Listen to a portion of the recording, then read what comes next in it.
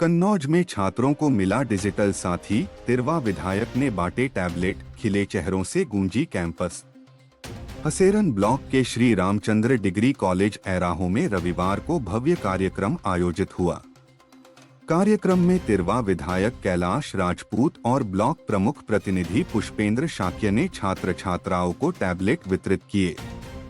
College पहुंचने पर विधायक कैलाश राजपूत, पुष्पेंद्र शाक्य और क्षेत्रीय मंत्री सौरभ पटेल का प्रबंधक मनोज चतुर्वेदी ने फूलमालाओं से जोरदार स्वागत किया। इस मौके पर प्रधान प्रतिनिधि मनसाराम यादव, बीडीसी सदस्य अशोक यादव, राम प्रकाश तिवारी समेत अन्य गणमान्य लोग मौजूद रहे।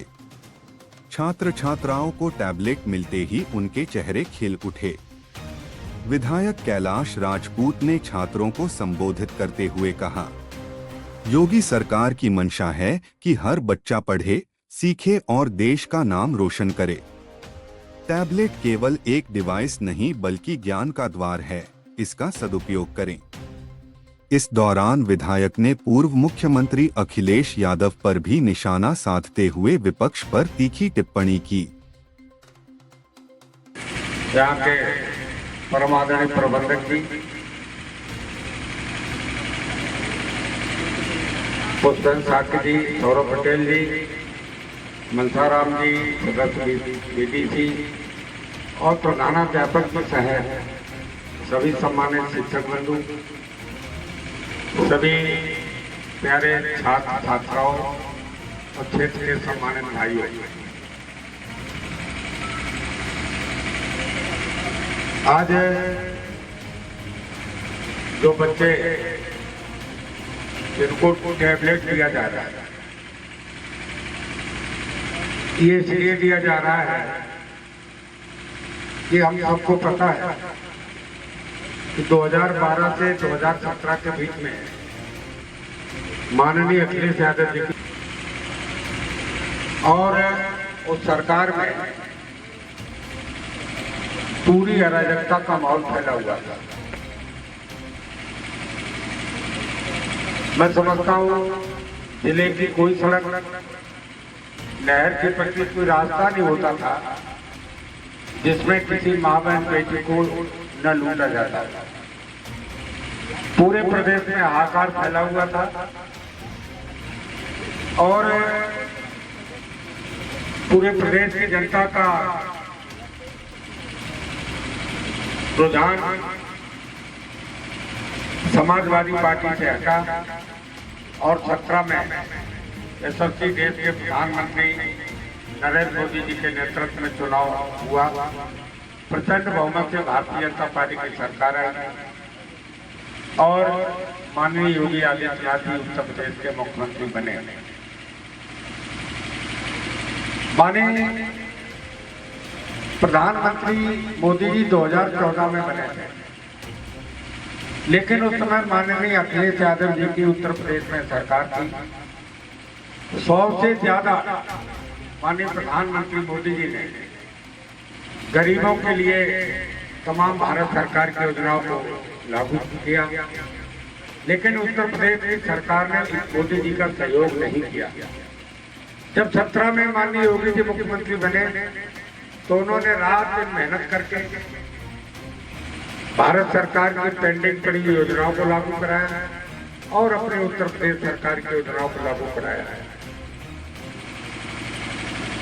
माननीय जब अखिलेश जी मुख्यमंत्री थे, स्कूलों में धड़ल्ले से नकल होती थी, शिक्षा का बिल्कुल स्तर गिर गया था।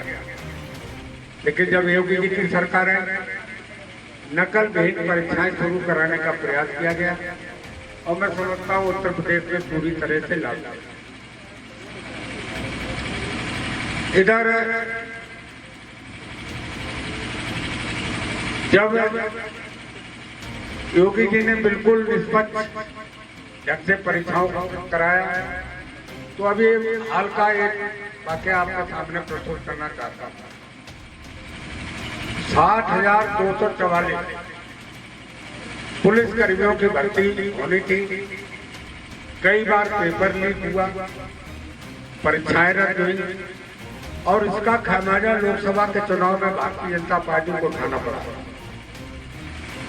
जो परीक्षा नकल पेपर आउट होने से निरस्त होती थी, तो उसमें जो बच्चे मेहनत करके परीक्षा देते थे उन्हें लगता था हमारा इसमें नंबर आ जाएगा, उनमें निराशा जाती और उन लोगों ने क्षेत्र में टोलियां बनाकर सरकार के विरोध में प्रचार किया। जो माननीय प्रधानमंत्री मोदी जी इस पर बहुमत के अगर प्रधानमंत्री बनते तो और भी अच्छा काम होता, लेकिन ये सहयोगी दलों का सहयोग लेना पड़ा। निश्चित तौर से हम लोग कह सकते हैं कि जब प्रधानमंत्री मोदी जी 2014 में बने थे, प्रत्येक वर्ष पूरे विश्व का सर्वे होता है। उस समय जब पूरे विश्व का सर्वे हुआ था तो माननीय मोदी जी प्रधानमंत्री थे, तो सर्वे में भारत का नंबर दुनिया में 11वें नंबर पर था। मतलब हमसे आगे विश्व के 10 देश अमीर थे। इधर मोदी जी ने रात दिन मेहनत करके भारत को विकसित बनाने के योजनाओं को लॉन्च किया, रात दिन मेहनत की। उधर योगी जी के नेतृत्व में उत्तर प्रदेश में विकसित होने के लिए बहुत प्रयास किए गए। जब प्रधानमंत्री जी का 11 साल का कार्यकाल प्रधानमंत्री पद का होता है, उस समय विश्व का सर्वे होता है, तो भारत अब दुनिया में 4थे नंबर का देश बना है। हम सभी से चाहेंगे ताली बजाकर माननीय मोदी जी का अभिनंदन करें। अब देश के 4थे नंबर के हम अमीर देश बन गए हैं। हमारा देश 15 अगस्त 1947 को आजाद हुआ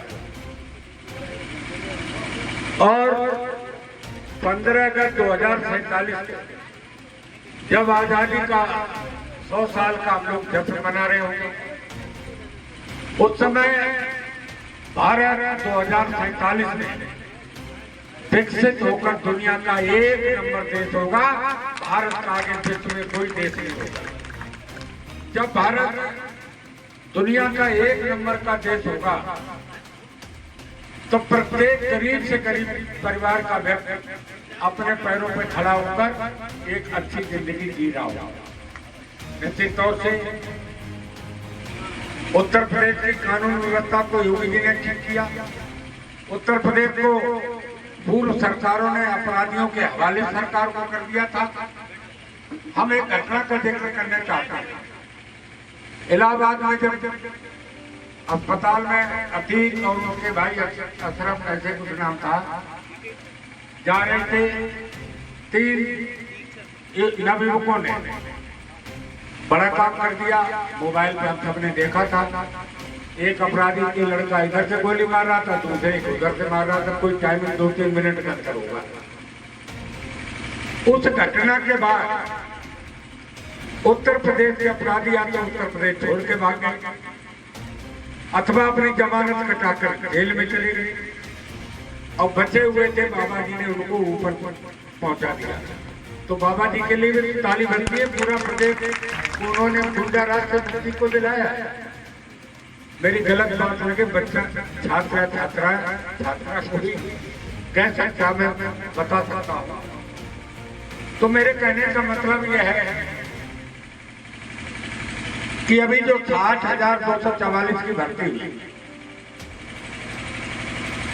इसमें निष्पक्ष भर्ती 2-3 बार कैंसिल होने के बाद हो गई। अपने जिले कन्नौज 500 से ज्यादा लड़कियां और लड़के नियुक्ति हुई है। 500 से ज्यादा संख्या मुझे पूरी सही नहीं मालूम है। एक गांव है शंकरपुर, 100 मीटर से लगा हुआ, जहाँ डॉक्टर साहब की दुकान है कारोबार की। जरा छोटा सा गांव है। उस गांव के लड़के और लड़कियां कोचिंग पढ़ते थे सोनू गुरु जी की कोचिंग। तो 4 लड़के 1 लड़की एक गांव से सेलेक्ट हुए बगैर पैसा दिए। और यहाँ भी तमाम लोग बैठे हैं कि आपके भी रिश्ते नातेदार पर कोई लड़की या कोई लड़का पुलिस में भर्ती हुआ है। 500 की संख्या बहुत ज्यादा है। एक यहाँ पे करीब गांव, एक साथ समाज के 2 सगे भाई